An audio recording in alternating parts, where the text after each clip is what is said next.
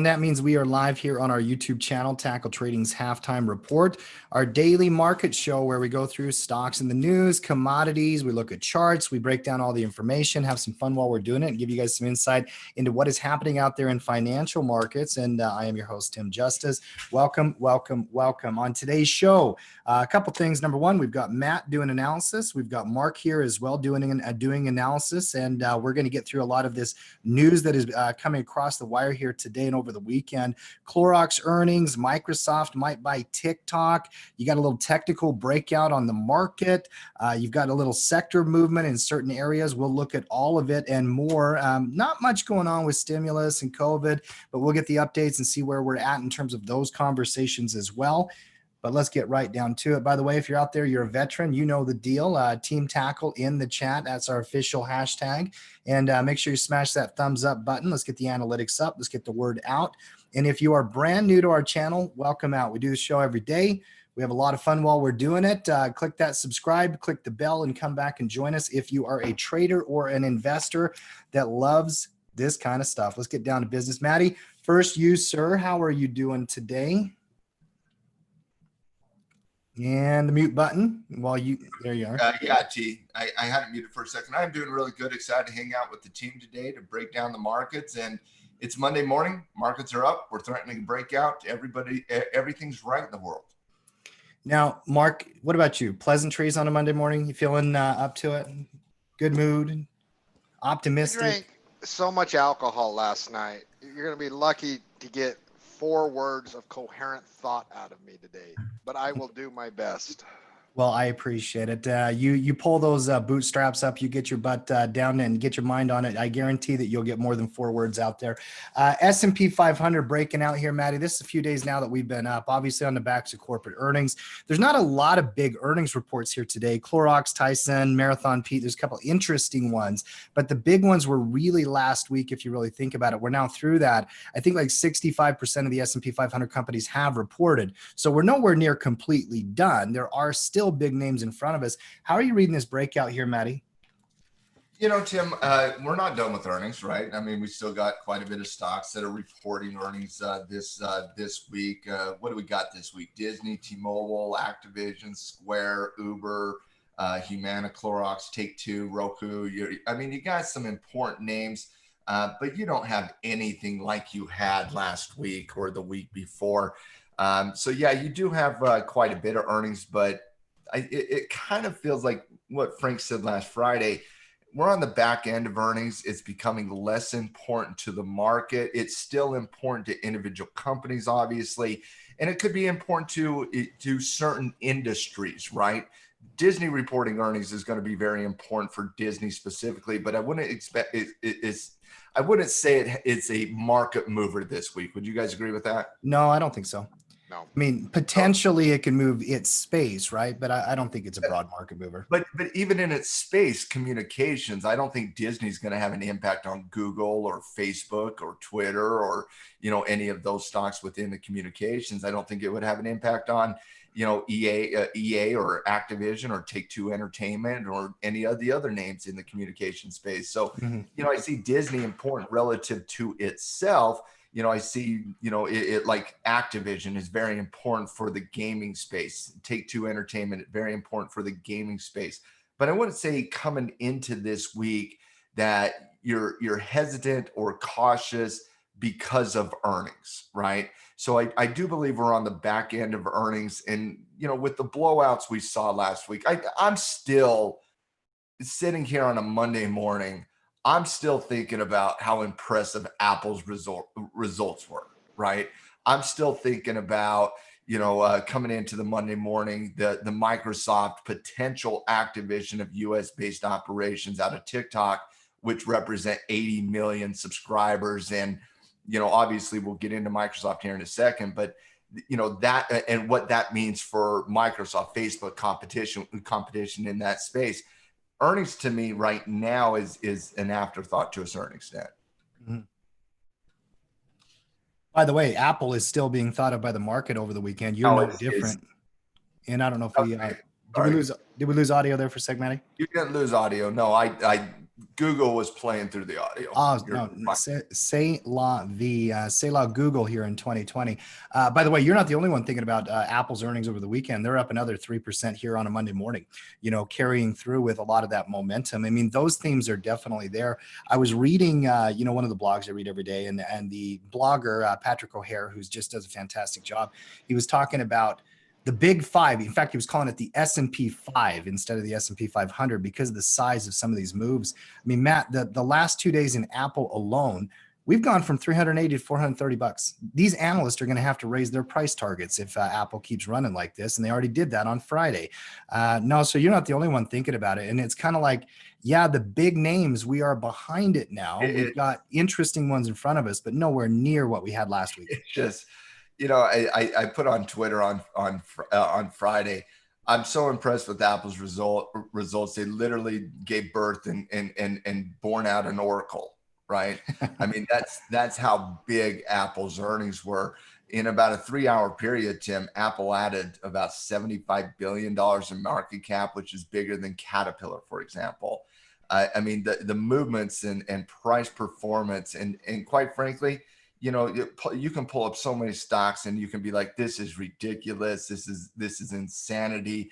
This has no bearing on the market. This is just random, 2020 nonsense, just euphoria crap that will never maintain in any capacity. And then there's Apple saying, well, hold my beer. We're going to maintain and grow in this environment. Apple's earnings were ridiculously strong. I'm still very, very impressed. Oh, you got to be. I mean, in fact, look at the NASDAQ here, Matt. As I look across the indexes, the Dow, nice little pivot point, might actually confirm here today. Looked like upward movement. S&P's got a little mini breakout developing, but really this little triple top breakout on the NASDAQ has got to be the most impressive chart across the indexes from a strength perspective here. Marky, I want to get your take on just the week in general. We're coming out of a very busy couple of earnings. We still have a lot of companies reporting, not anywhere near the notable names like we did. How are you approaching stocks this week, Mark? My approach this week is like, listen, we're going to have some choppiness with stimulus headlines, most likely. But the first things first, technical breakouts. You have one on the S&P. You have one developing here on the NASDAQ. This gives you permission to do your thing, right? That was the only concern I had heading into this Monday was you break resistance. The second you break resistance, yes, there's going to be some choppiness. That is just going to happen. You're going to have a day this week where you have real volatile price action if stimulus talks stall. That's just the reality. But I mean, you have to have been on a planet on Mars to not understand how frothy the appetite is. Don't go crazy, right? You don't have to place 100 million trades. Just take advantage, place those trades, breakouts there. I mean, one day the bull market will end. I am not going to be the smartest guy in the room that says it's going to happen any given week. Keep trading to the upside, keep trading to the upside. One day it's going to get you, right? One day it's going to get you. Just be responsible and don't be over leveraged and over position when it does. But that day might not happen for 3 months, right? By the way, I want to take a small recognition to Bill out there in Ohio in the chat here. He says, Utah needs new internet. I agree with that 1000% here, Bill. One of the rackets in the world we live in here today is that you only have like 2 providers, Matt. And they say that means there's competition. That's not necessarily true. But Bill, you're preaching to the choir here, by the way. Comcast can... well, I won't You're finish. preaching to Tim is what you're preaching to right there. I think Utah's internet's just fine right now. Mark, coming back to the breakouts here, let's take a look at this from a technical perspective, because I do have a question for you. When you're looking at the NASDAQ right here, I think the NASDAQ chart is the most impressive chart. You're talking about the NASDAQ showing significant strength after we saw that double top, double bottom scenario. And when you see the double top, double bottom, that does initially lead you to a potential reversal. But remember, those situations are only confirmed if support is violated. Remember, at the end of the day, what a double top, double bottom represents is neutrality, is what it represents. It does not mean bear, bear, bear, bear, bear. It represents neutrality until you see a breakout one way or the other. And what we're seeing is the NASDAQ showing significant strength over the last week after you had that double bottom right there at about 10,400. And so now with that double bottom, double top, excuse me, you're now seeing a threat of that breakout of that resistance. And unlike other breakouts, when you do see this type of neutrality over the course of a few weeks, what happens if you'll look at your relative strength indicator, which is one of the ways you can understand, if breakouts have the ability to continue to run, is if you're underneath that 70, you're above the 50 slope with a positive slope. And so you're undervalued in the NASDAQ. And I know that is a weird way to think about the NASDAQ right now after what's happened in the last 4 months in the market. But the reality is that neutrality over the last, 3-4 weeks, that has created a value type, and I'm talking undervalued from a technical perspective, that's given you a little bit of an undervalued, analysis coming into that potential breakout, which gives you an analysis that it does lead the market to run a little bit.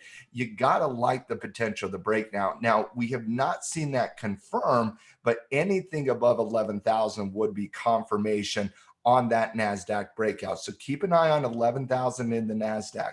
In the S&P 500 here, you don't have the strength in the breakout, but from a pattern perspective, you gotta like the flag-based pattern we saw a week ago coming into that 3,200. Confirm it was very volatile last week, as was expected in the market, given the depth of all the news that the market was focused on.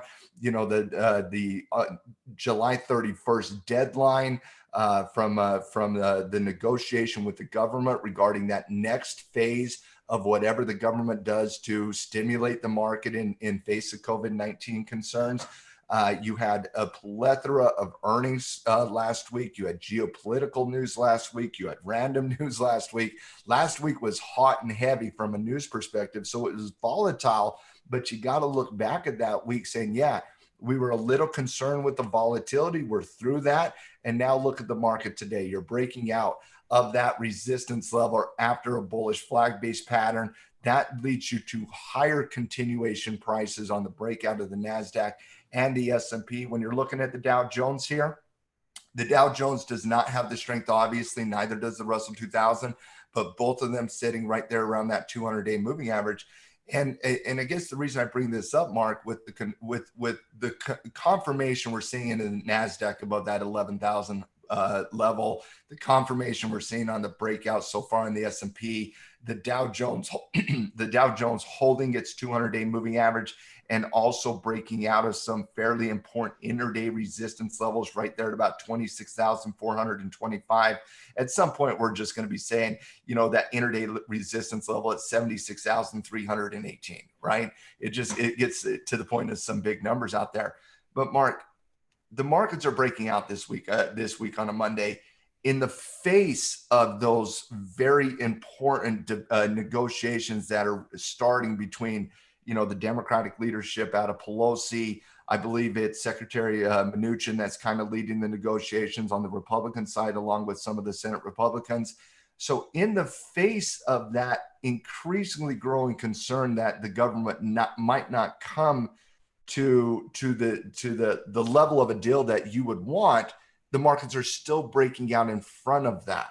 Does that give you a little bit of more confidence that you believe that we will ultimately see a deal done at some point in the next 2 weeks between the two political parties here?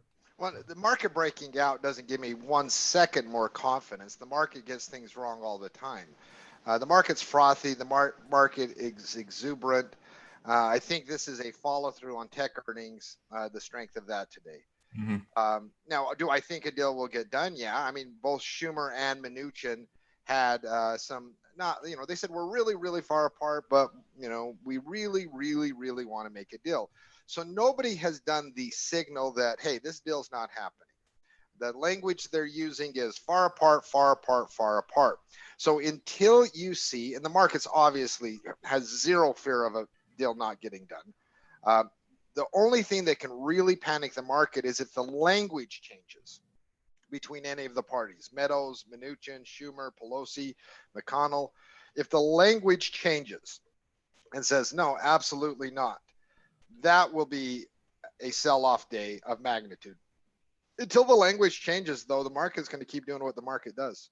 Where are the staunchest disagreements at this point between the Democrats and the Republicans? I know they've agreed on the $1,200 stimulus. I don't think they're far apart on, you know, the where that is allocated regarding how much money you made in 2019 taxes, whether it's 75,000 or whatever the case. They can get a deal done there. Where the real substantial differences of what I've read, Mark, and I want to get your take on this, is the difference between $600 in unemployment benefits versus $200. Is that correct? Yeah, that and it's also a philosophical approach. The Republicans really want to piecemeal this. You know, we've been talking about that for a week and a half here. They want to do bite-sized legislation so that they don't have to discuss things like not giving money to the states in an election year. Mm-hmm. Like, I mean, they do not want to be, the Democrats have, basically passed almost $1 trillion in aids to the states and local governments. The Republicans are suggesting zero. That's obviously a huge gap. $0 and $1 trillion. Now, I know money doesn't matter at all these days, but it's still a big gap, right? And so the Republicans don't even want to have that debate. They don't want to be on the record saying, hey, we're not giving states, and they don't want to discuss it. So strategically, they are trying to say, hey, we're going to do the $1,200 check, or let's try to piecemeal something small in so they don't have to get the large debate. And it will be interesting to see if the Democrats say, no, either we're doing this all, or we're not doing this, or not doing anything. That's only the only real discussion. Do the Democrats cave and say, all right, it's election year, let's not deal with this. Let's pass our $1,200 check. Let's pass some version of unemployment benefits, and then we'll discuss the rest at another day, which obviously will not happen in this election cycle.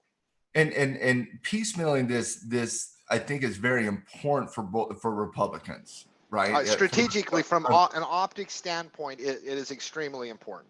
Well, and to a certain extent, I understand their concern. I do. I mean, when you're looking at some of that in the Democratic $3 trillion bill, there's a lot of pork there, guys. Mm-hmm. There's a lot of things in that bill that have nothing to do with COVID concerns. I mean, literally nothing to do with COVID concerns. So, the Republicans are like, let's attack this one situation after one situation. The Democrats know we want a full encompassing bill. So I understand the Republican concern there, number one. But I also understand the concern that in the Republican bill, Trump had a $1.5 billion plan to rebuild to build a new FBI building there as well. So there's pork there on both sides, and even the Republicans were like, we can't put $1.5 billion into a plan for a new FBI building in a COVID type. So there's a lot of pork in those types of bills. That's number one. Number two, I heard what Secretary Mnuchin said about, the concern about how much debt we're doing. And he gave the argument, Tim, you'll love this. He gave the argument about, well, at what point are we going to be concerned about passing this debt on to future generations? I would like to remind Secretary Mnuchin something. Why didn't you say that during 2017 corporate tax plan when you guys went into debt over $1 trillion to give short-term benefits to corporations? Listen, Mnuchin, you guys, Mnuchin, you and the Trump administration lost all ability to talk about debt and deficits. Like you were in the most in-debt government organization in the history of our country, and this was pre-pandemic, and that was even in relationship to what we did in 08, 09, 2010, and that was simply to fuel a stock market that was already up at 8-year highs, a stock market that Trump ran on in 2015, calling it a bubble-like condition that we need to get back to some degree of traditional monetary and economic policy. So when Secretary Mnuchin, which I agree with the statement, by the way, but the first thing I thought about, guys, was Val Kilmer's You remember Tombstone when he gets threatened and they're in a duel, and Val Kilmer's character says, "Say when." Say when. Say So when. when Mnuchin's like, "Hey, we're concerned about passing this debt on," I'm like, "When? At what point?" Dude, it's required if you ever bring up Concerned? Tombstone, you have to use the word Huckleberry. Just somewhere in the sentence. If you bring up a Tombstone quote to make a point, you have to use the word Huckleberry. So just now when he's on Meet the Press and this, it's like, okay.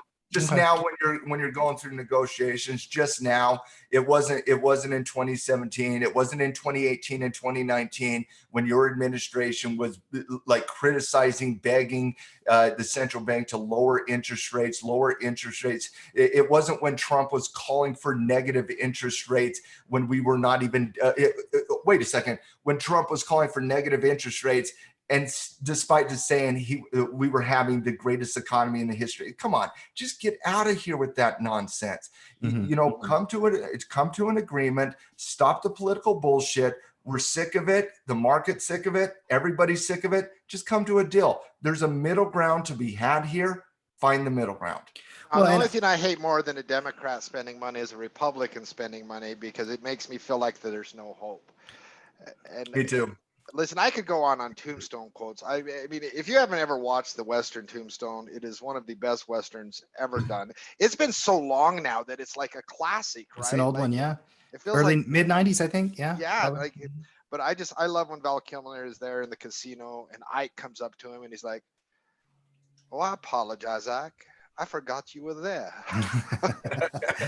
Oh, Ike's a great character in that show too. By the way, I've been to Tombstone, Arizona, very nondescript place. It's kind of a neat little spot to go through one time. I would never go back, but I watched that. Oh, movie whatever. I would no, dude. I would not plan a vacation around going. I love Tombstone, dude. I love Tombstone. Yeah.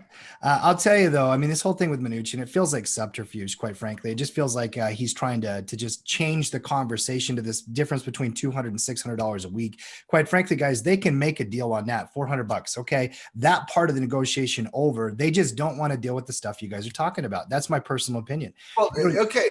I would believe what they're saying about we can't pass on this debt to future generations if they did not have a vast amount of history of going into debt, putting it on future generations. I would believe that nonsense. I would also believe that nonsense if anybody in the world thought Mnuchin wasn't going to agree to $400. Right. And they're going to be, oh yeah, we're the conservative party because we only agreed to $400, and we're the party of conservative values from a monetary perspective when we agreed to a $2 trillion plan instead of a $3 trillion plan. And I just come back to what Rand Paul said last week when he got out of meeting with the Republican senators. He said, well, I just got out of a meeting with a bunch of socialists. I mean, that's like literally, I'm with Mark here.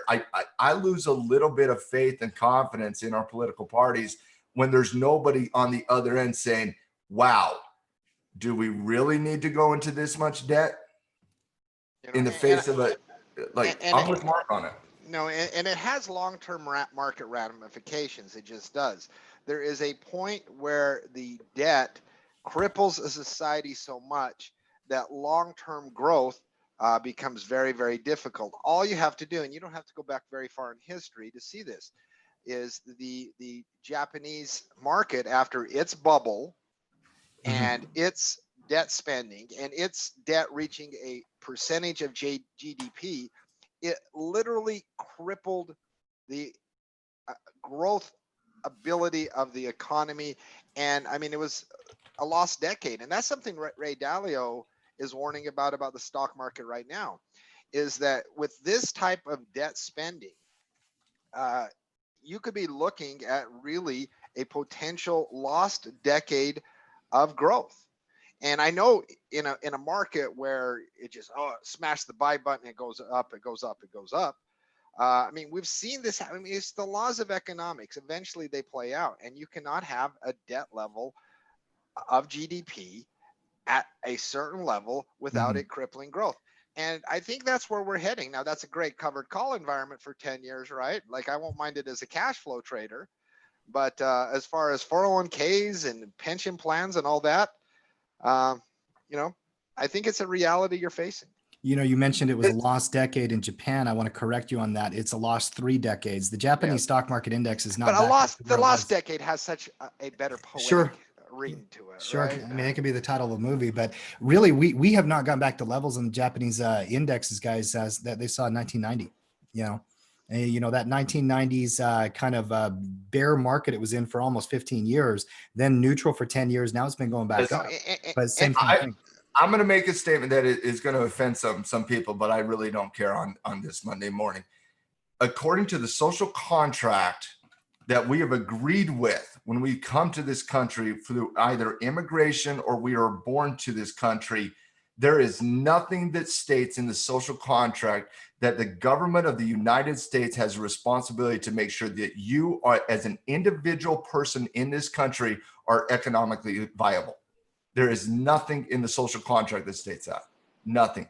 That is up to the individual's own needs and desires. That is not a government philosophy. And that's what makes this country great, by the way. That's what makes this country great.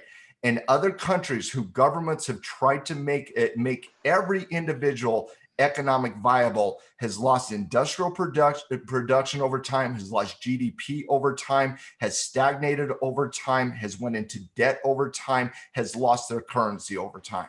It is not the government's responsibility to make sure every individual, those precious little snowflakes in America, are economically viable.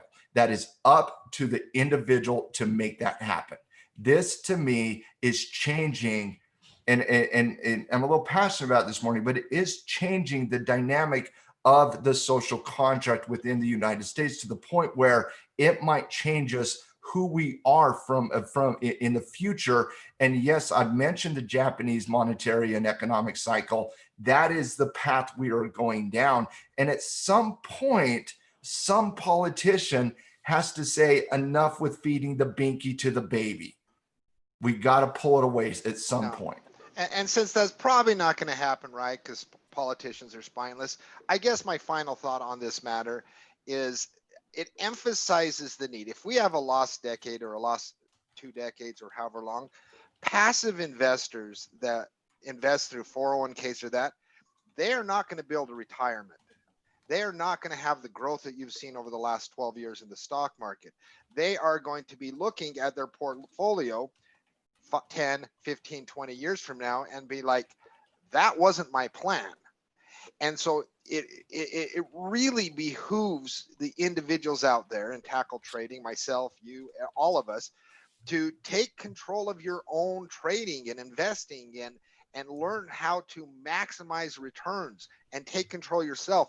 Because if Ray Dalio's right, if the history of Japan's right, this is where we're heading. And individuals that you work with that just put money into their 401k, they're not going to have a retirement that grows. They're not going to have a retirement in 10, 15, 20, 25 years that put them where they thought they could get. Got to take control of it yourself, because it's very unlikely that they're selling calls and doing cash flow and buying on dips and then selling on rips and doing the type of things that can truly grow a portfolio over a long period of time. They're going to be SOL when that occurs. And that's where we're really heading, I believe. We're acting like in America, we've never had economic problems. And this is the first time we've ever went through something economic disastrous. Guys, there's 200 years of history in the US of us going through economic problems and the free market solving those problems.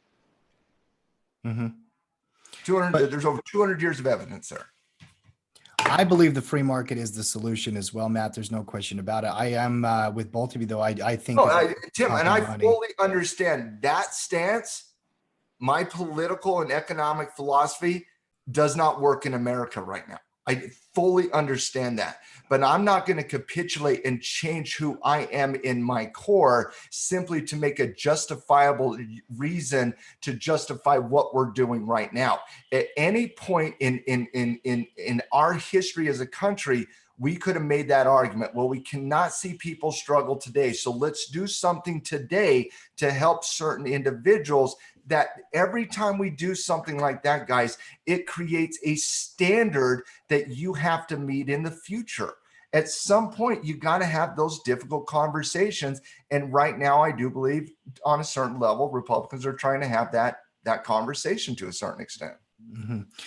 Stocks are up here today, guys. By the way, if you're out there watching our show right now, love the conversation happening in the chat. Get that coming through. It looks like, we've got a lot of our Team Tackle members out there representing. Welcome, welcome, welcome.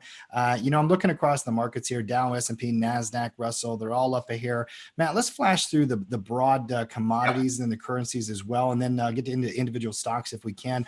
Crude light first, if we will. Marky, over the weekend, you do the commodity report at Tackle Trading, and obviously crude light is one of your favorite cash flow instruments. Talk about an environment to cash flow on crude oil. I mean, it's been neutral now for 2 months. Mark, what's going to break this thing out of its range, one way or the other? A real reopening of the economy. I mean, that's the only thing I see, right? It's the only thing I see. Just once you identify a pattern, and this applies to gold or oil or stocks or whatever it may be, once you identify a pattern, I'm like, all right, I'm going to trade according to the pattern. This is a cash flow pattern, right? I'm a bullish trader. So I am going to err on the side of naked puts, buying stock at bottom, covered calls when I do.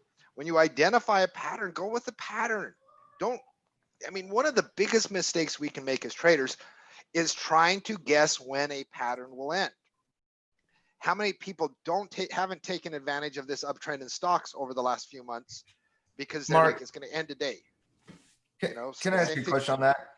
You say when the economy's reopening, but the economy's been reopened for months now.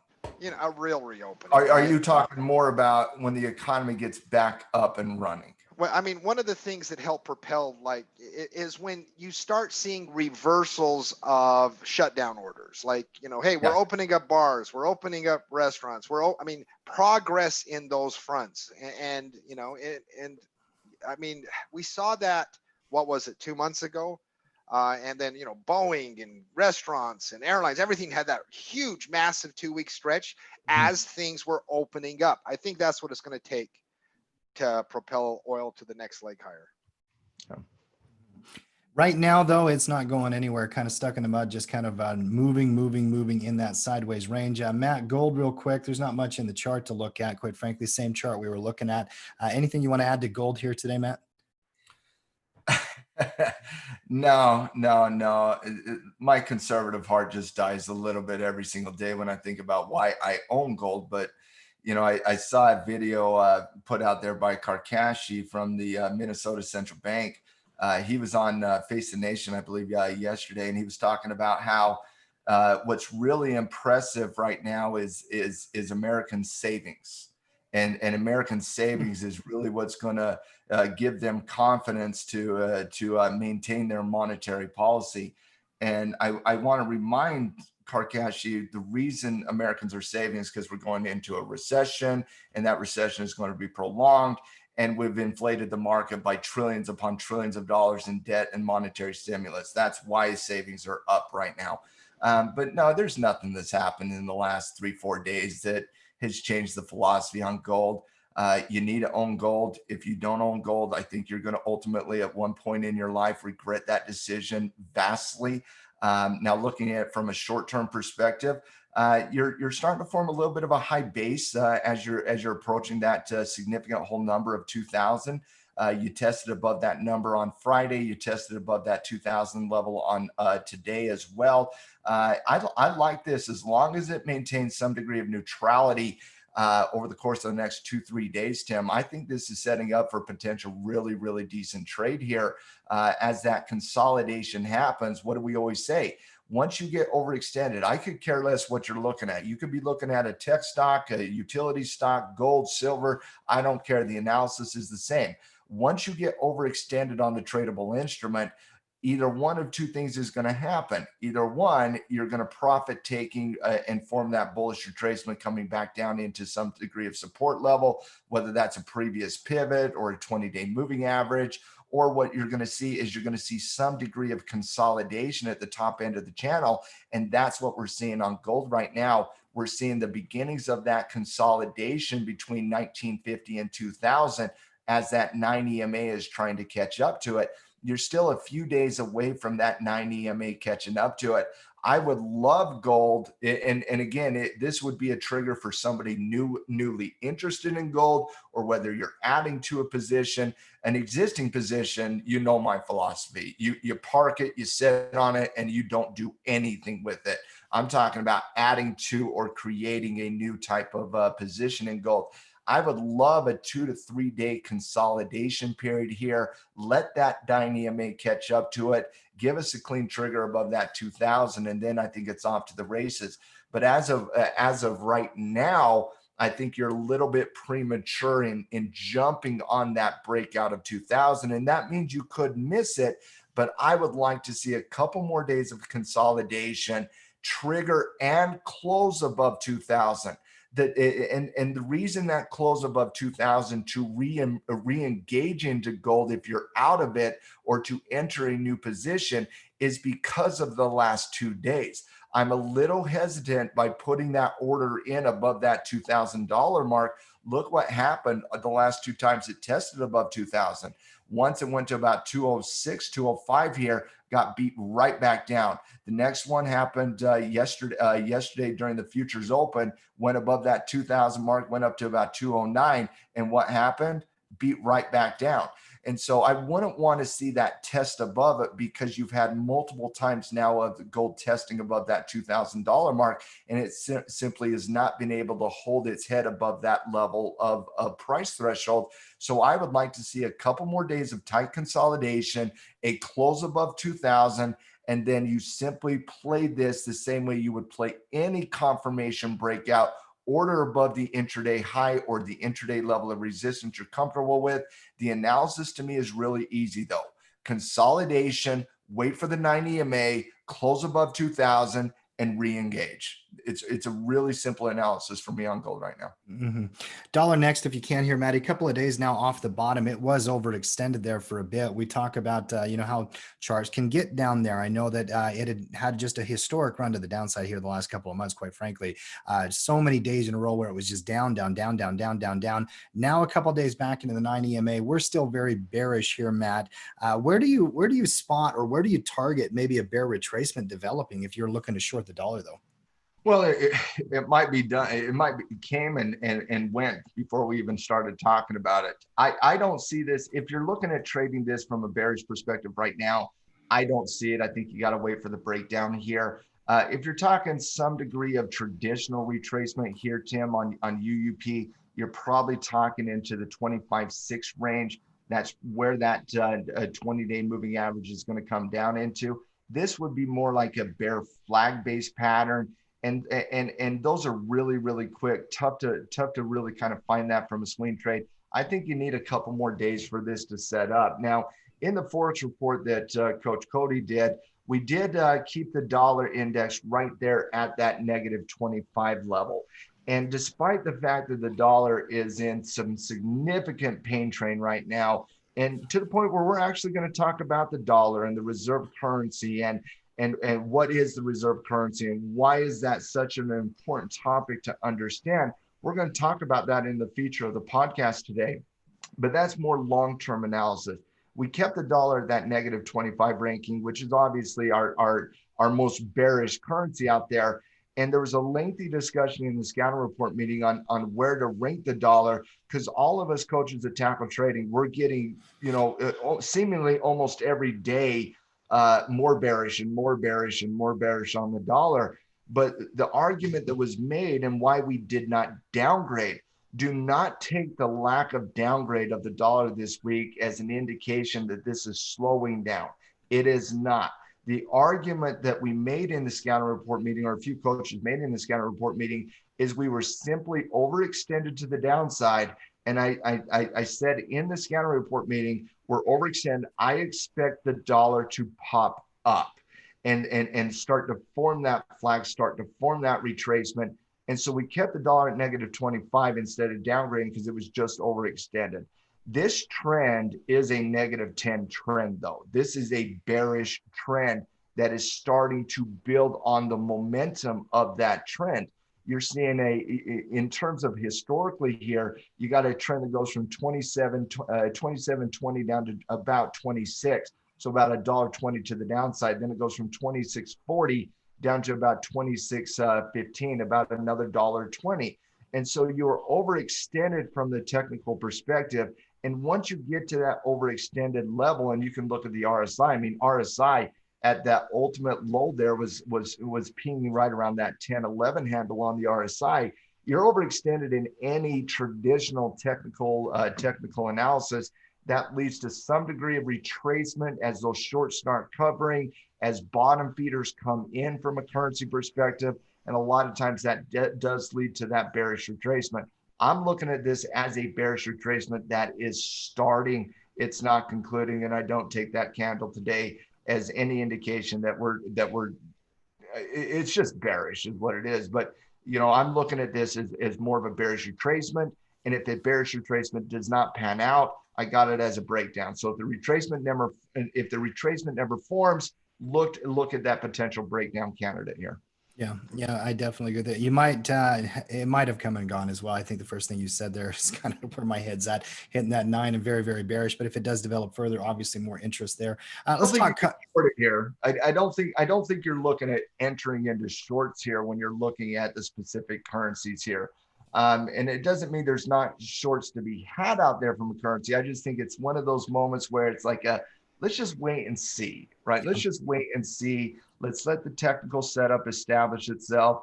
And for further deeper analysis on the Forex situation, you can definitely check out the Forex scatter report that Coach Cody does on a daily basis. But when you're looking at the euro, guys, I mean, just in terms of relationship to the dollar, look at the euro. Let's see if there we go. EUR/US dollar here. Look at the euro here. You're just simply completely overextended. You're starting to form that bullish retracement. If this was a stock, you'd say, let it set up, let it establish itself. Don't chase the dragon, be patient, wait for a proper setup. When you're looking at the Japanese yen real quick, US dollar/Japanese yen, sometimes you start to see these start to form. What do you got? You got the dollar bearish breaking down out of the yen. The dollar's retracing back up into a breakout channel right there at about 106.50. Let that confirm. That could be a really good swing trade, day trade type environment on a short against the dollar against the yen. But you got to give it another day to see that doji and another day to see that downward movement in price. When you're looking at the British pound here, you know, GBP versus US dollar, same type of technical analysis. If this was a stock, what would you say? You would say it's overextended, wait for the high base, wait for the retracement. And so that's just what we're seeing in the dollar is it's overextended. You got to wait for a potential setup, and then you could have something really good. Mm-hmm. You know, and I do agree with that. And by the way, Frank Martin just popped in. He would say the same thing. Let it cook, let it develop. It's overextended, and let that base develop or the pullback develop as well. Let's pop into some stocks here, Matt. I do want to talk about some individual companies in the news here today. It's got to start with Microsoft if we can. MSFT, and big news actually over the weekend in terms of several things. Number one, if you've got any kids or if you just have a pulse, you probably have heard of the app TikTok. You know, become very popular on social media. The video sharing application. People who are creatives or like to laugh or just waste a lot of time, they tend to love this application. As you can tell probably from my tone, I have not installed it here yet. Maybe it's not for my demographic, but TikTok, President Trump came out and he was talking about potentially banning it. He's concerned about security issues, Mark, I believe, a lot of more rhetoric around China. And then Microsoft came in. In fact, the CEO of Microsoft called President Trump. They had a conversation on the phone and they want to buy TikTok. And so now the conversation is starting around that. Mark, how do we unpack this news? There's a lot here, US-China relations, what it means for Microsoft. What was your read on this situation? I mean, obviously TikTok, I mean, and they would be buying the American operations from ByteDance, I believe. So, I mean, they wouldn't be buying the whole entity, but for all intents and purposes, the American operations. Obviously, TikTok is an extremely valuable intellectual property. You don't just get to create a social media phenomenon, right? I mean, Google has tried. I mean, there's been so many attempts. So I mean, here is one of the most downloaded apps in the world, who has obviously captured a huge segment of the young demographics, And so it would be a massive get for Microsoft at almost any reasonable price. I mean, I hate the saying it's about the future. What But about an unreasonable price? Because I don't really care what the price is, quite frankly. Yeah, I mean, it's a good get for Microsoft. Yeah. Now, there's no sure thing, but ByteDance has signaled, yeah, hey, listen, we'll do what we have to do. We'll do what we have to do. Trump, and he's not alone. Pelosi, Schumer, the Democrats, fellow Republican senators, everybody seems to be on board on this one. So this is not a partisan thing about limiting Chinese ability to collect data and information from American citizens. So it has broad appeal. So this isn't Trump just being an old man screaming at kids to get off his lawn, although it would be a funny joke, stop dancing on my lawn. Totally bipartisan. The meme with Trump yelling at that kid on the lawn. So get off TikTok. Get off TikTok. Yeah, I mean, but it's not just that. It's, there's genuine security concerns. And Microsoft seems to be the only horse in the running. Now, Microsoft is an amazing company anyways, right? And so it's not like they need TikTok to survive. It would be a wonderful bonus get. Now, whether it happens, my guess is yes. Unless Trump does want to be an ornery old man and say, nope, we're just getting rid of them altogether. Trump gave him 45 days to get a deal done here. And I think he'll get, listen, Trump's a businessman, right? I think they're going to get the deal done too. It makes a lot of sense. And I have zero problem with Trump coming out and saying, TikTok gives us some security concerns. I have zero problem with that. Guys, if you travel over there to China, it's not like China allows you to get on Twitter and Facebook and, all of those things. They ban certain websites out of the US for very similar concerns too. So I got zero issue with Trump having concerns about a Chinese owned company that maybe have security concerns in a world where cybersecurity is probably one of the biggest, issues of the day and issues, moving forward, and making sure that we are secure from a digital footprint perspective, especially in relationship to other countries. I mean, don't get me wrong. Americans don't care if Apple and Facebook and Google steal and Amazon, steal your most private and intimate details, but we certainly don't want the Chinese government doing that. So I have zero issue with Trump, talking about banning TikTok, even though my daughter would have something to say about that. She would be upset about that. Personally, I would love to see her off TikTok. So I'm not going to throw shade there. This deal for Microsoft, I'm sure there's analysts out there on CNBC and Reuters and Bloomberg's talking about how this deal could mean this much and it's worth this much. Everybody's making stuff up. Like literally everybody. If you're watching CNBC today, they're making stuff up. If you're watching Bloomberg, Reuters, they're making stuff up. Nobody knows, but everybody wants it. Nobody knows what the deal would mean. Nobody knows the parameters of the deal. Nobody knows anything, but everybody thinks it's a good deal. And I'm on board too. I love Microsoft buying the US operations from BitDance. I love the fact that they represent 80 million Americans in one of the most downloaded apps, not only in America, but worldwide. And Mark is right. They're only looking to buy the US operations. But that 80 million, and guys, I'll say the same thing on TikTok that I said about Pinterest last week. TikTok hasn't even turned on the monetization of this company yet in TikTok. They have not even turned on the monetization. I couldn't even imagine how much money in revenue that would. I mean, if Apple birthed an Oracle last week, Microsoft's farting an Instagram here. It is absolute. I love this potential of this deal. I love what it represents for Microsoft. I love more than anything, and maybe this is just an anti-Facebook stance for me, but I love the fact that Microsoft, a company that I have so much respect for, it would now be a direct competitor to the Facebooks of the world, to the Instagrams of the world, to the, and you might say, Tim, well, they have LinkedIn. LinkedIn is not the same as Facebook, Instagram, Pinterest, those types of social media apps. I think LinkedIn, all it is at this point is just spam. That's it, just LinkedIn spam. But I love the deal. I love the potential of the deal. And this is a no sell day on Microsoft. Microsoft up about 10 points, up about 5%.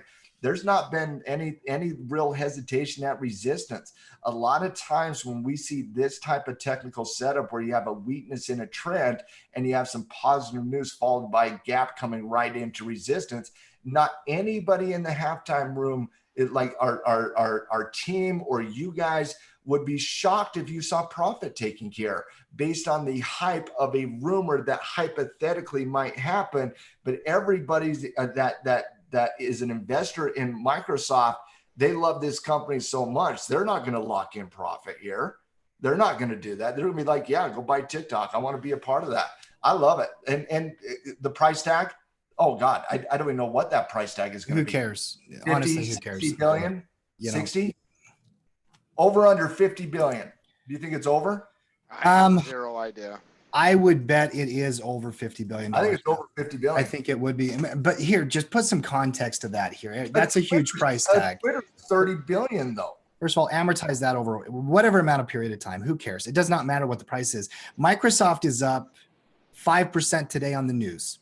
That means they made 75 billion in market cap just on the news today. So I think they can afford it, Matt. They'll find, I think they can handle it. This is a $1.55 trillion company. So yeah, they got to pay 50, 60, 70 billion dollars. Who cares?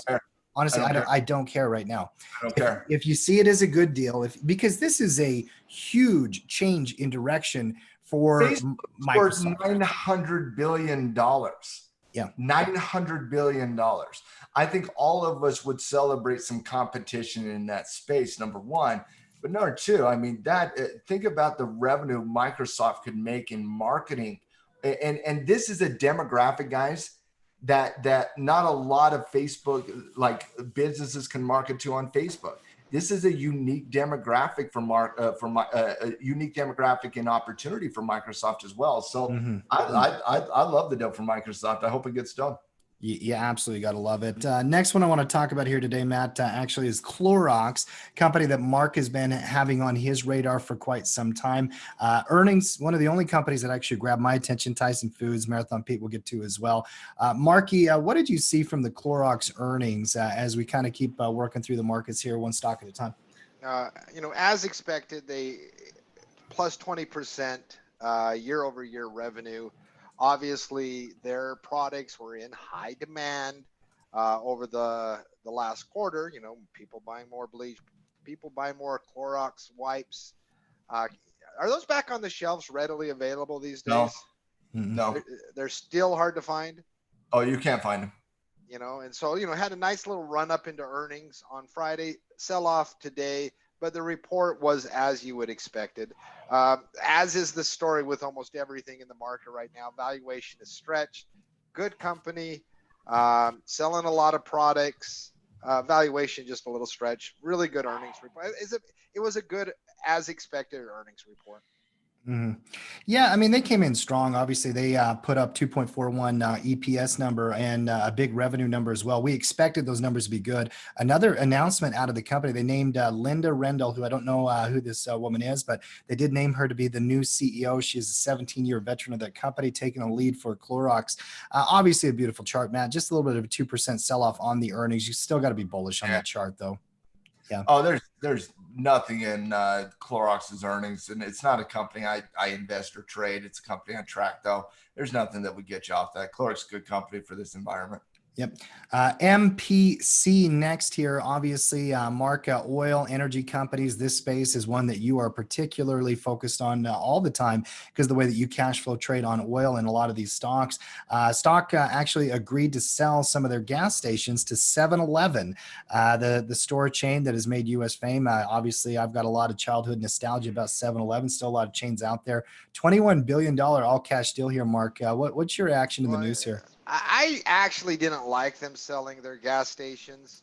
I didn't want them to do that. I saw their Speedway gas stations as one of the things I like Marathon Petroleum about, right? But $21 billion obviously provides a ton of liquidity for the company itself. So a big liquidity boost because the earnings was terrible, but you knew that they were going to be terrible. Like that's the thing about this quarter is that the company, I mean, nobody thought Cheesecake Factory and casinos and Carnival and oil company. Yeah, you knew that they were going to be terrible. Guess what? Let me give you a preview of Disney's earnings tomorrow. They're going to be terrible. We've known this. And so we haven't seen that volatility post earnings, neither good or bad. I mean, it's basically just a normal day to day.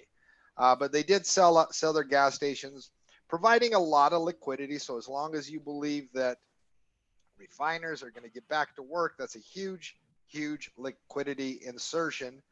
Still like Marathon Petroleum. I'll just have to evaluate it compared to Valero. Like the refining space, especially at discounts.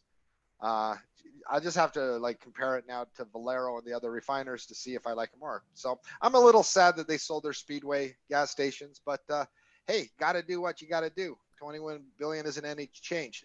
And that just, hey, 7-Elevens everywhere. So one day Amazon will buy all 7-Elevens in a future purchase.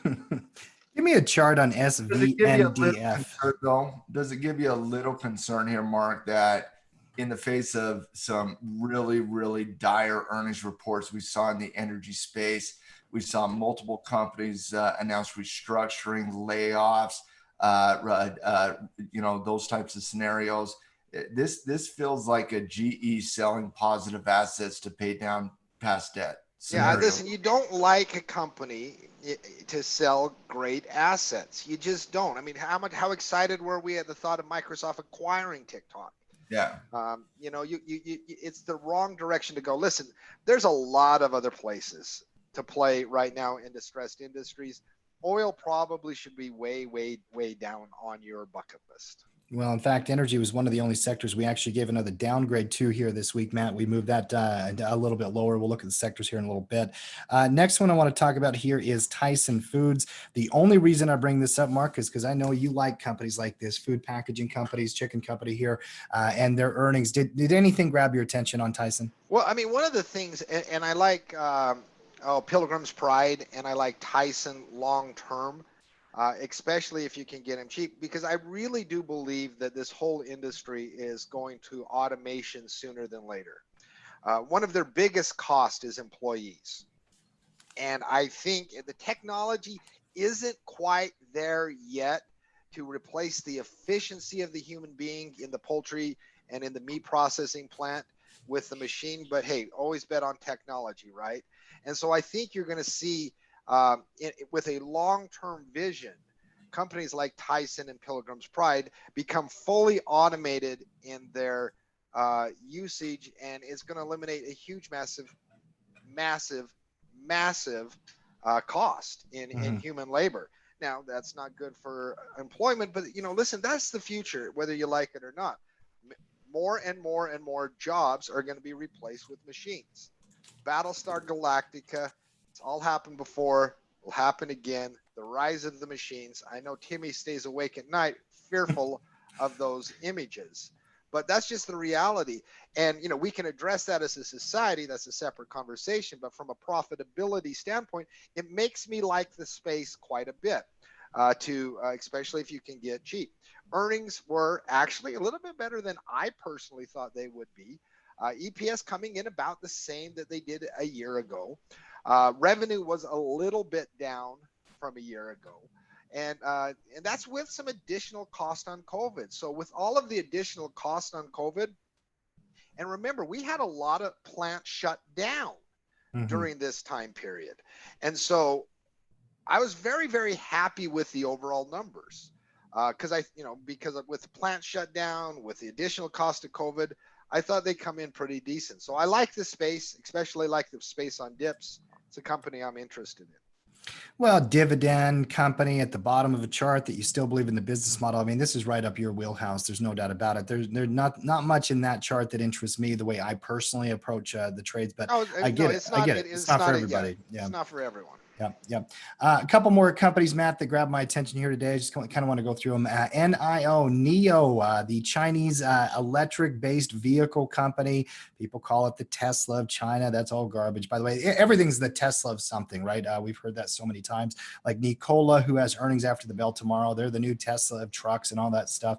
But the company did come out and say that their July deliveries were up 322% year over year. They delivered 3,500 vehicles through the end of July, and their numbers have been improving. Earnings coming out here in a little bit. Matt, I only have one question on this chart for you. Can you trade that little pivot breakout of 14? This is a weird little pattern. It had the deep pullback. The retracement did not play out as well as we had liked. A lot of volatility around Chinese tech companies. What's your read on that chart? Yeah, you can trade it. I personally want it. I do see a potential there at 14, but I mean, you look at some of these numbers, Tim, and you said, okay, they went up 322%. You're like, oh my goodness, that is amazing. That is a massive jump. Yeah, they sold 3,000 vehicles versus 1,000. Right? Yeah, okay, thanks. I think Toyota, the dealership down the road, sold that much last week. So no, I don't touch these types of high flying stocks. They're all hope trains that one day they'll show a profit. And quite frankly, I think it's pure gambling, to be honest with you. Yeah, it's been a volatile company. It's one of those type of stocks. By the way, that Nikola stock going to be an interesting earnings report for me to just watch because it's such a hype stock. I think they have it tomorrow after the bell, and I believe you can see some action. Nikola, I can't wait for the article on CNBC that says Nikola has 1,000% increase in car sales. And it's like they sold 1 versus 0.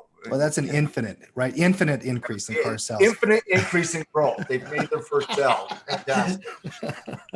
When they first finally do sell and deliver one of those trucks. By the way, the CEO and founder of Nikola just bought like some $50 million ranch up in the mountains in Utah. So he is. Yeah, of course. It's I saw the pictures. Looks beautiful as well. Yeah, it's like you got to love it when a company's like, hey, listen, we have massive growth potential. So let me sell you all my shares so I can go buy a $50 million ranch in the mountains of Utah while you guys hold the bag as it goes from 80 to 20. It's quite a story, actually. Another one, actually, a pretty interesting story. I am officially out on all the hope and hype trains of electric car companies. Yeah, I'm out. What about space companies? What about going to the moon? SPCE has. Oh no, I definitely see a lot of competition in going. It's not going to the moon. Why that's important? It's about the area between our atmosphere and the moon that governments and corporations control. Right? It has nothing to do with actually going to the moon. It's controlling that area of space between the atmosphere and the moon. So yeah, I think that I truly do believe that's a growth area of the market. And I don't think that's going to be really, really, really valuable until you start to see governments doing it from a geopolitical perspective. But once you see a geopolitical movement, corporations follow that. So yeah, I'm there. Yes, I'm out on car companies that have no cells, that have infinite growth potential. Yes, I'm out on that. But I do believe you have an area of the market that could be special over the next 20 years for those companies. I mean, that's why you got to love what Amazon's doing, what SpaceX is doing. I mean, speaking about going into outer space, can we show a little love to Elon here today? The astronauts came back, landed safely off their amazing journey. They went to the International Space Station. They landed safely yesterday. So congratulations to Elon. Congratulations to SpaceX. And yes, I do believe in that competition of what SpaceX represents, what Blue Horizon represents, what those types of companies represent, because I think they're going to have a tremendous amount of government geopolitical backing. Mm-hmm. And on a related note, Egypt sent a message to Elon saying our pyramids weren't built by aliens. Come over, we'll explain what happened. So they said they'd give him a personal tour. I did see that. I don't know if they said they'd give him a personal tour, but they said, hey, we're happy to illuminate you on the Come visit. Yeah. Come visit.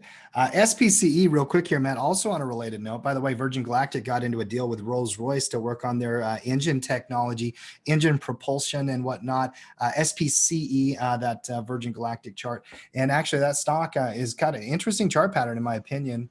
We are looking at SPE. Give me What do you want to look at? SPCE, sorry. Oh, you want to look at space. Just say Virgin Galactic. Nice little pullback back in the moving averages after a breakout kind of pullback, Matt. Earnings coming up. I'm going to be interested in this company post earnings for sure. Hopefully I don't just miss it on some big weird crazy gap or something, but I can't wait. You shouldn't care. Nobody should care if you missed it on a gap on earnings, because if you miss that gap on earnings, there's a lot that you didn't miss on the downside. Sure. So what? Sure. Wait till earnings, read the numbers. If the numbers are legit, the trend's going to be legit after. And let me give you a preview of their earnings. We haven't yet conquered intergalactic travel yet. Yeah, and we're not making money, and we're in debt. And we still have problems. We have pre-orders on $100,000 ticket with $100 down. Hey man, listen, if you put $100 down, you're showing a financial commitment to that travel. So. Yeah, it's just it depends on what you're seeing here from a numbers perspective, obviously, but the numbers aren't going to be. You're not looking at Virgin Galactic's numbers like you're breaking down Google's report. No. I mean, listen, Virgin Galactic. If we weren't in a bubble, the stock would be at like $8. Listen, it's just to call it what it is. They have no roadmap to viability. They have no roadmap to profitability. But so it's with Virgin Galactic, you're playing this like a video game. I'm going to watch Star Trek later today, and I'm going to get all in on Virgin Galactic. Listen, Star Trek Next Generation is one of my favorite shows ever. So I totally think everybody should watch Star Trek The Next Generation. One day we'll get there, right? Hey, it's all about the future, right? Hey, there had to be a company that before Star Trek got to intergalactic travel, there had to be a company with no revenue. No, listen, you don't understand the lore of Star Trek. There was a nuclear war, and then some dude. Listen, if you want to break down how intergalactic travel, and some dude in his basement created the first. It triggered warp speed. The Vulcans came and visited us, and they shared their technology.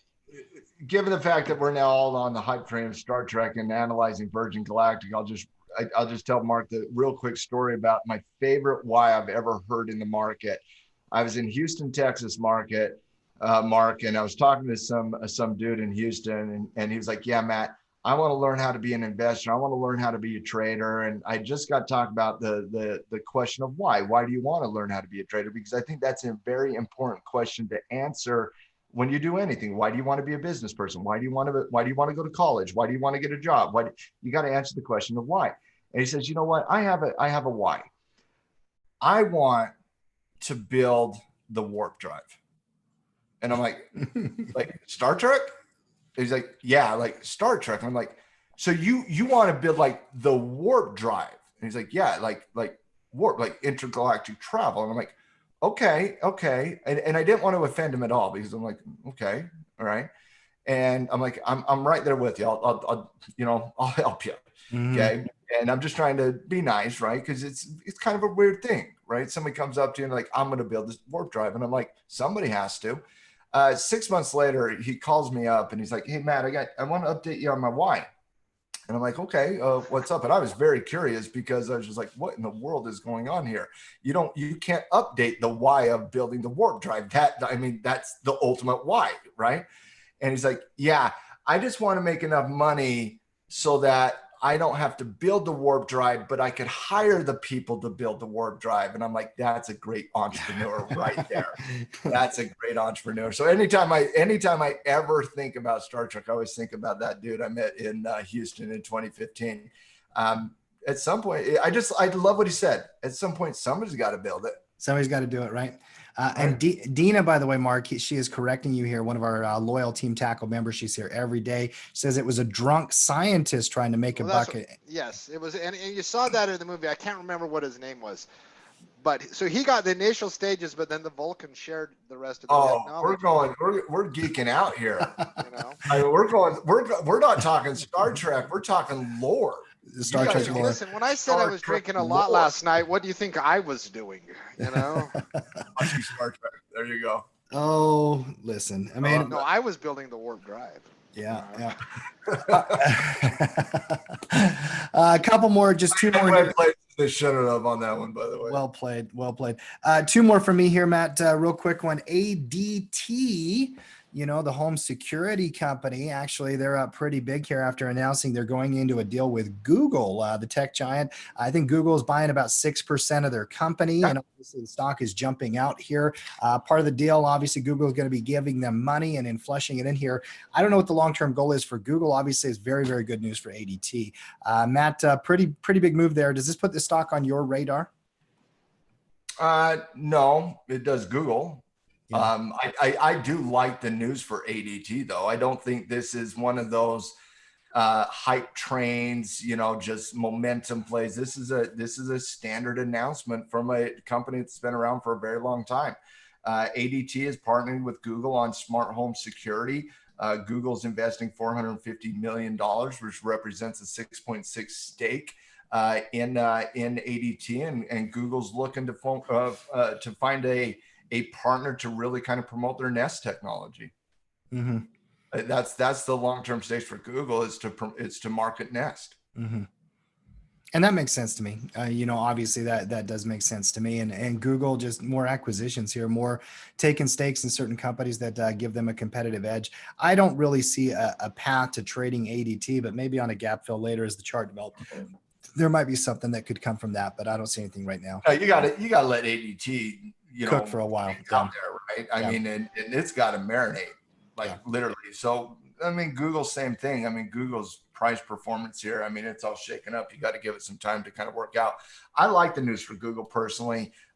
Google's chart's just real ugly and needs some time to work out. Yep. And two quick ones, actually. Eli Lilly, Matt, they announced that they are starting a late stage trial for one of their experimental COVID-19 antibody treatments. They're doing it within nursing homes, I believe. Anybody who's been tracking things that have been happening in nursing homes around the country, some of the hardest hit areas of the market. I don't know. I think this is an antibody drug, right, Mark, and whatnot. I don't know how many drugs they currently have in phase 3 trials. And I never thought in my life I would know more about drug trials than I do here in 2020. I don't know if this is news that means anything. Well, what's funny is you can't be a master of everything, right? Mm-hmm. And years ago, I punted on pharmaceuticals and healthcare. It's just an area of the market I know the least about because, there's a lot of companies, right? A lot of areas. Mm-hmm. And so I just this is a massive one. I'm going to punt it. Yeah, it would have been helpful information in 2020, right? So, yeah. Seems like a headline we get it's every okay. day. Everybody is an epidemiologist these days. At this point, that's right. So just go to Facebook, and everyone has exactly the knowledge of exactly what COVID-19 is. Everybody. Now they all disagree, but they're all experts on the matter. And last one for me here, Matt. Disney, actually, in COVID-related news in some ways, people are stuck home and watching baseball over the weekend.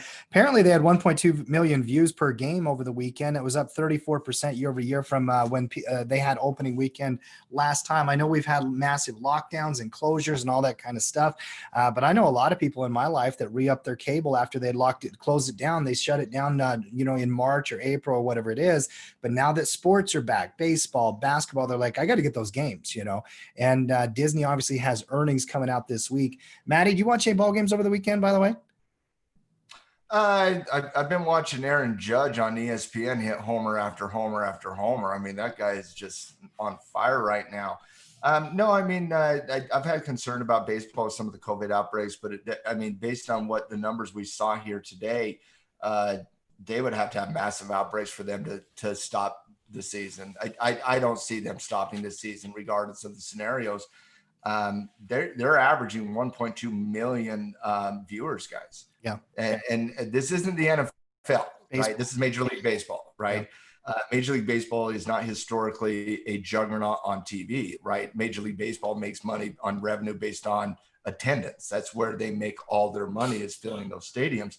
And so it was kind of looking at baseball, and obviously why it's important to Disney is because Disney owns ESPN, right? And they're big into that area of the market.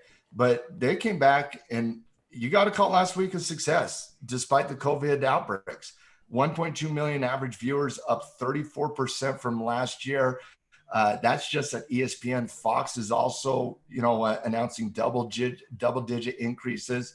And I've been hearing all over social media about how certain individuals are not going to be watching the NBA. They're not going to be watching the NFL. They're not going to be watching Major League Baseball because of, Black Lives Matter, the protest, kneeling and all that. You're never going to watch again, ever, if that's the case, because these numbers that you're seeing out of Major League Baseball, you think Major League Baseball is going to say anything? You think the NFL is going to say anything? You think NBA is going to say anything? These numbers are impressive. Mm-hmm. And Lakers Jazz tonight, Linda says. I think that's a Lakers fan is trying to poke the bear here, and should be a fun game, Linda. I'll definitely. I got the Lakers winning the chip this year. They're showing some weakness though. Mm-hmm. Yeah. But no, coming back to Major League Baseball, Tim, the numbers are impressive. Look for it to continue. Yeah. And Disney earnings, obviously, we'll take note of that when it happens later in the week. Guys, that's all the stocks in the news that grabbed my attention. One additional one, Smith & Wesson, SWBI, FBI background checks on firearms came in.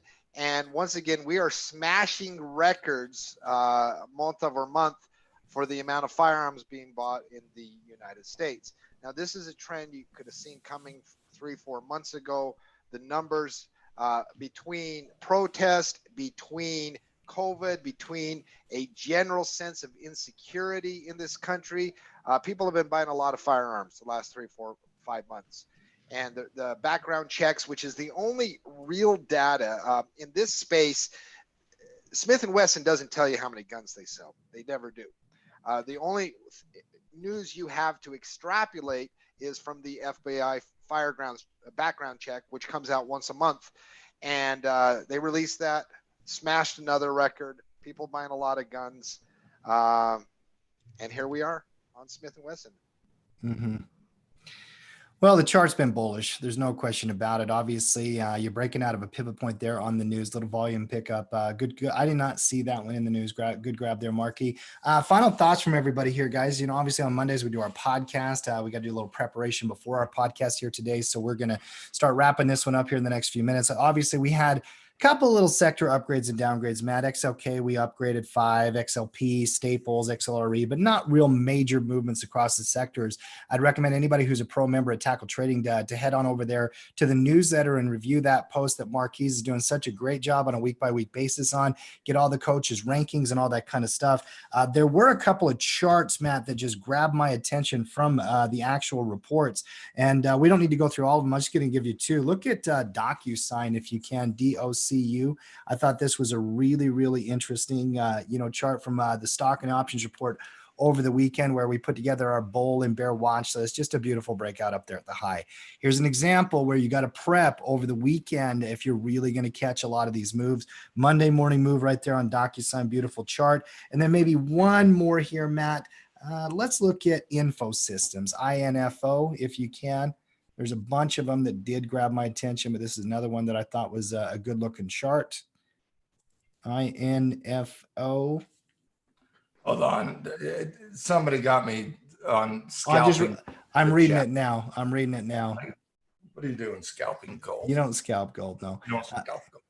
Just 1 or 2 quick more ones here, Matt, on the charts for me. Info Systems, INFO, another pick from the option report over the weekend. Nice little breakout up there at the high base, confirmation, all that kind of stuff.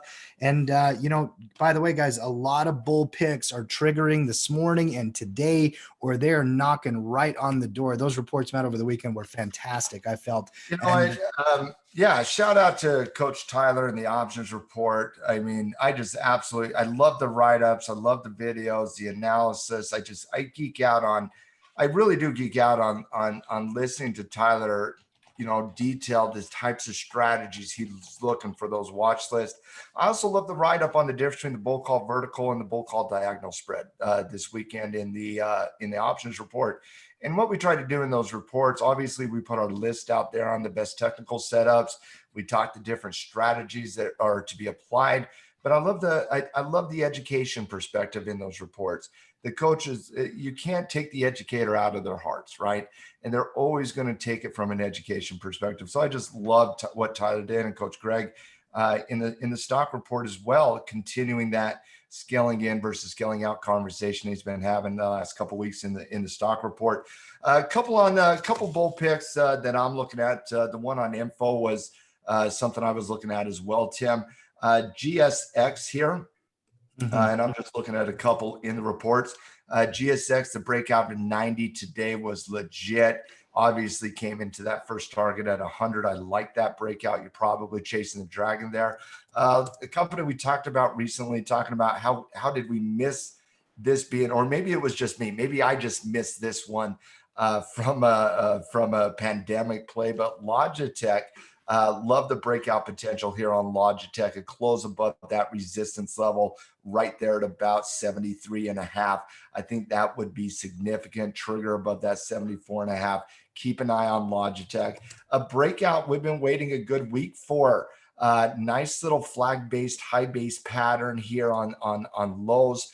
I love this potential on lows here coming into the week for so many reasons, but let me just look at it from a technical perspective. Look at this chart coming into the potential breakout. Look at that trigger right there at 150. You got to love that. Look at the breakout on the intraday to 150, 135, and look at the retracement back down into 150. That is a Cody special. That's a Coach Cody special. He likes it over a couple day time frame. But that intraday, retesting that 150 breakout, if we do close on lows above that 150, I like it here. I like the trend, like the company, like the pattern, like the trigger. Stop loss obviously would have to go underneath support, whether that's 147 or whether that's the breakout of 150. You got to like that breakout potential on lows though. Yandex, I'm bringing up the Yandex for a couple reasons. Number one, because I like what we're seeing. And for those of you who don't know what the Yandex is, it's Russian Google. It's a search engine out of Russia. The breakout coming in, 90 MA caught up to it. Nice breakout today. A no sell day on the Yandex. And what was funny is in the scatter report meeting over the weekend, and I can't remember, I think it was Greg, Coach Greg made the joke. I was analyzing Google and then I was analyzing the Yandex. And I was like, yeah, Google's ugly here. And I said, and somebody asked who the Yandex was. And I said, well, Yandex is the Google of Russia. And Coach Greg comes in and is like, no, Google is the Yandex of America. Because that's how strong that potential breakout on Yandex was and what was happening with Google. So keep an eye on the Yandex. And these are just a couple that are from the scouting reports there. SPLK, another stock that's threatening a cup and handle type breakout. Love cup and handle breakouts, love high base breakouts, love ascending triangle breakouts. Do not love the symmetrical triangle breakout. This would be one of those traditional cup and handle breakouts where you have the cup, the handle, and the breakout. You got to like that from a pure technical perspective. The increasing in support from 190 up to that $200 level, which is a significant whole number. Horizontal resistance right there at 212. You got to like that breakout there in Splunk. A couple other ones on the options report very quickly. Sherwin Williams is breaking out here, and I've been buying a lot of paint from Sherwin Williams, so I feel chiefly responsible for this potential breakout. But you got to like the breakout of 650. I don't care necessarily about that ticket at 659. I got that trigger right there at about 650. And the reason, once again, you look at that intraday level right there at 650, 650, 650, 650. You got that tick on the opening price. I don't take that. That tick at 659.87, that was post earnings. That was the tick on the cash open. I see this trigger above that 650, close above 650. Sherwin could take off here. So keep an eye on that one. A couple other, obviously I was looking at Docu, Tim. I wanted to bring up Netflix very quickly. You specifically talked about the Netflix $500 breakout last week in the halftime report, but you made a very compelling argument in the scouting report meeting about Netflix being above that $500 price point, to the point where I got on board. Yeah. Like I remember you, talking in the halftime report, I believe it was on Friday or Thursday last week. And I was like, I'm a little hesitant, right? I'm a little hesitant. But you made a very compelling argument in the scouting report meeting. It would have to be a close above that $500 level. Mm-hmm. It couldn't be a test. It would have knocking to be on the door. We are knocking on the door. You are knocking. You are knocking. There's no doubt about that.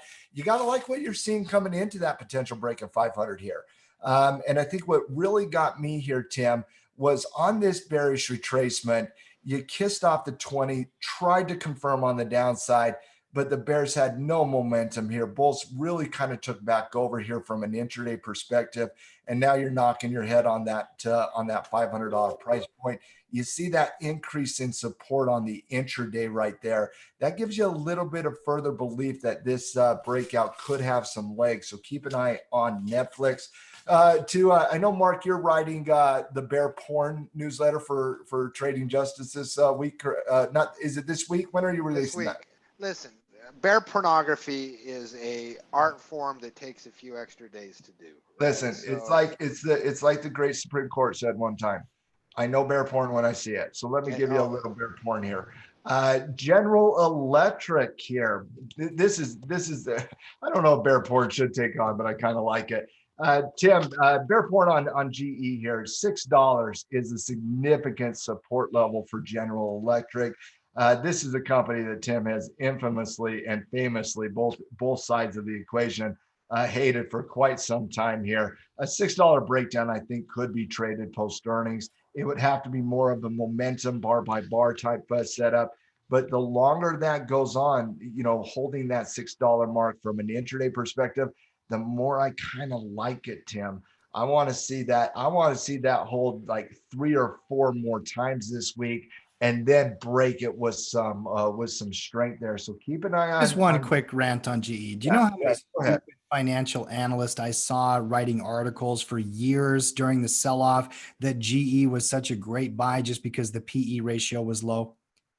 Oh, it's a 110-year-old company with a low PE ratio. I'm like, they're a failing business. I want to remind those people that a 7 PE ratio is not a bullish thesis. No, it's not. You have to have growth prospects.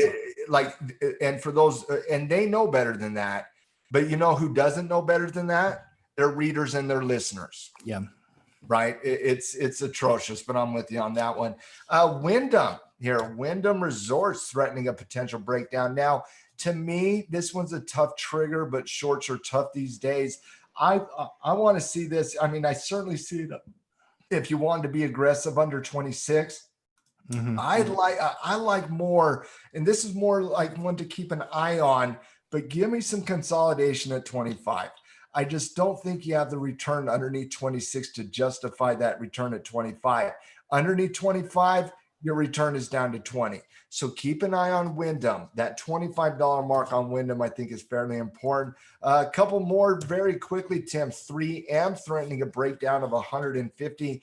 And then the exchanges, Chicago Mercantile Exchange, threatening a breakdown after a bear flag pattern hit the 20. That breakdown at 160 would be legitimate for me and could see some pain for the CME group if we do go underneath that 160 level.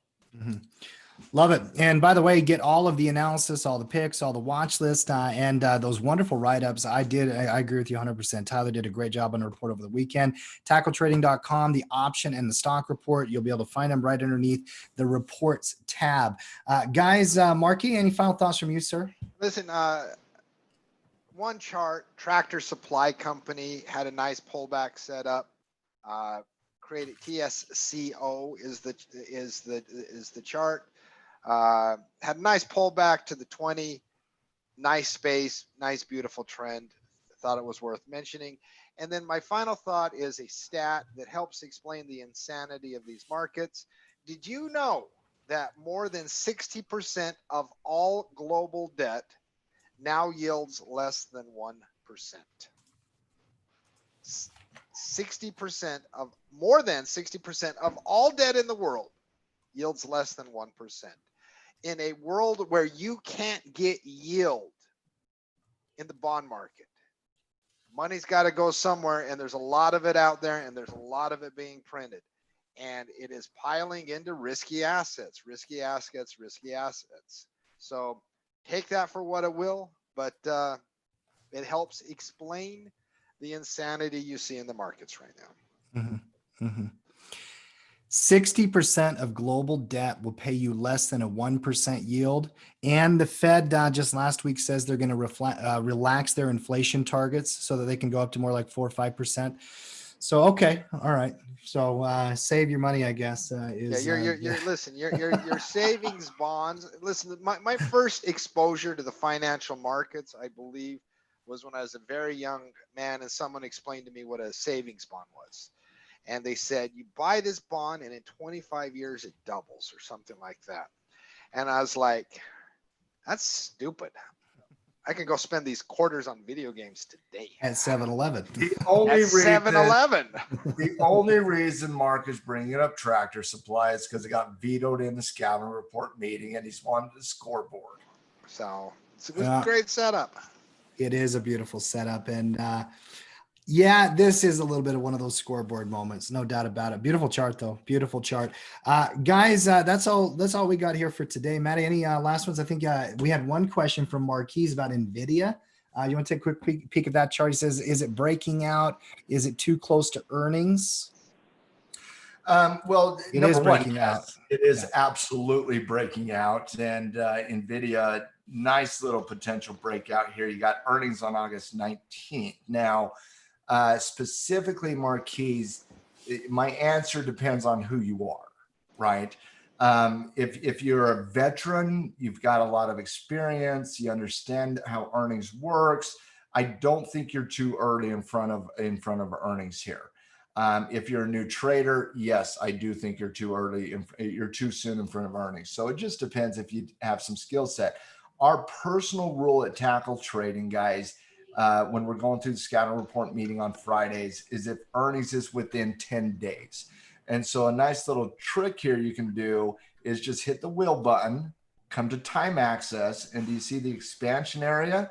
Just put 10 trading days. You apply that to the right of the chart. And if you don't see anything to the right of the chart, you have enough time frame to make that trade. So our official rule to go into the scouting reports is 10 trading days that you have to really kind of work. And that's for a specific swing trade. But if you're the veteran status, yeah, I mean, 5-6 days in front of earnings, I think you're okay with it. We're pretty conservative about the type of stocks we put into our scouting reports. And, you know, we take into account, all the different demographics that are at Tackle. We have a lot of veterans that have been trading, with Tackle for, a very, very, very long time. And we have a lot of new traders. So we're very conservative in the types of picks we put into those scouting reports. And one of those things we look at is how tight in front of earnings you are. So once again, 10 trading days, not 10 calendar days, 10 trading days in front of the earnings announcement is our arbitrary line in the sand. It is kind of where we feel you still have enough time to work through a swing trade, including scaling out, scaling in management. We're not just talking about popping calls and 1 to 2, 3, 4 day price action. We're talking about the actual skill set you need to be a successful swing trader and not make a successful swing trade. And I hope you understand the difference in those two things. Mm-hmm. Love the breakdown, love the analysis. And that is a nice little breakout there, by the way. So yeah, beautiful. All right, guys, we got a podcast we got to cut here, Matty. I'm looking forward to it. It's going to be a fun conversation. Tradingjustice.com. If you're a podcast listener, we appreciate you. We release those on Monday nights each and every week. And it's going to be a great one. By the way, we're going to be back tomorrow where every day the markets are live. We are live here, guys. We do this show 12:30 p.m. Eastern Standard Time. If you are a regular, we love you. Come on back every day. Hashtag Team Tackle. And if you're brand new to our channel, quick, Tim, Yep. one really quick thing. Dana, we do, in putting those scatter reports together, we do purposely try to find some stocks that are in the low dollar range for people with low dollar accounts to be able to make stock trades. One thing I don't think is viable for new traders is to jump into the options market without education. Yeah. But everybody can go buy some equity, right? It's easier. I've always said this about trading. You know, if you can do 2 + 2, you can make a stock trade. If you can do 2 + 2 × 4 divided by 3.1658 without looking at a calculator, you can do an option trade. Okay. It's a different beast when it comes to the options market. And so when I said about the comment I did about gambling, that was specifically regarding, I don't want new traders just diving into buying call options because they're cheaper. I really think people should start in the equity market because it's simpler. And so, yes, we do try to find some stocks that are in that less than $10, less than $20, so that people can, you know, with those lower dollar accounts can still do it. Because like we all know, guys, the only way to build a large account is to start with a small account. And if you don't have that quality start, your journey to get that large account just becomes a lot more difficult. But I do personally, Dina, I do love the idea of a special webinar on a Wednesday night where the coaches talk about, and maybe this is not just one person, maybe this is 3 or 4 different coaches. Maybe we have a roundtable discussion on talking about approaching the market, starting with a low dollar account. I think that is a wonderful idea. Would you guys appreciate that, by the way, if on one of our Wednesday nights we did a roundtable of the coaches to, you know, have a discussion on starting with low dollar accounts, you know, advice for rookies, Q&A panels with like a forum that we could do on a Wednesday night. Would you guys like that? I think it'd be great. Hey, Dan, you're down. Adam, everybody's good. All right. Tim, do we have anything on, Mark, do we have anything on the schedule for this Wednesday night specifically? We got Tyler slotted. He was still actually looking for topics. So we could talk to him, see if we could. Okay, guys. All right. See, this is why Tackle loves me so much. And I'm talking about the coaches here. And I was saying that sarcastically too. How about on Wednesday night, this Wednesday, everybody put it into your calendars. Rookie only. I'm kidding. Veterans show up. We love the veterans. You guys can help too and respond. Let's have a rookie only panel on Wednesday night. I'll be there. Tim will be there. We'll all be there. I'll get the coaches there and we'll just talk openly about approaching investing in, no, not investing, because that's a lengthy conversation. Approaching short-term trading for new trader, for broke traders only. That's not how I was going to say. Underprivileged traders right now, Dina. We got to get them to the point where they're privileged. So let's do that this Wednesday night. We're going to have fun, guys. We'll make it light, high level. Let's all show up. And for the veterans out there, I would love it if you guys showed up on Wednesday night to give your advice through the chat. Obviously, give your advice to the new members too, because you guys are the best part of Tackle. You've been in that, and so they can kind of see you in that vein as well. So let's do that. I think it'd be fun. Tim, you and Mark can have some beer. We'll make this a women in trading atmosphere where we'll get Mark, but instead of just sharing a glass of wine, we'll have Mark drink 14 sex on the beaches, and we'll all have fun. First of all, oh my goodness, it has been so long since I had a sex on the beach. Yeah, and that's never going to get old for me. You know?